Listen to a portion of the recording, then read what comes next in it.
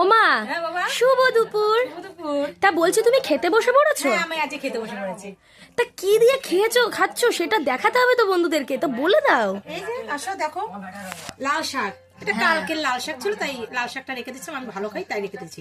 আজকে রান্না করেছি পাঁচমিশালি তোকে লাউ ঠাউ দিয়ে একটা তরকারি করেছি। হ্যাঁ, পুঁই শাক করেছি। বাহ, দারুণ। আর এই যে মাছের ঝোল করেছি। বাহ, তো আজকে রান্না বান্না গুলো তো বেশ ভালো হয়েছে।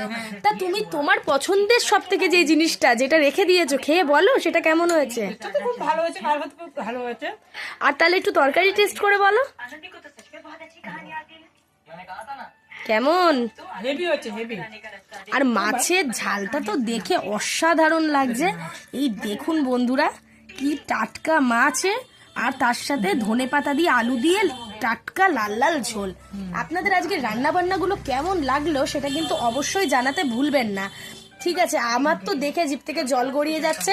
তো ঠিক আছে, মাও খেয়ে নিক, তার সাথে আমিও খাওয়া দাওয়া শুরু করে দিই। তো ভিডিওটা এখানেই কাট করছি। আপনাদের যদি ভালো লেগে থাকে অবশ্যই লাইক, সাবস্ক্রাইব, শেয়ার এবং ফলো করতে একেবারে ভুলবেন না। আজ এইটুকুই, টাটা।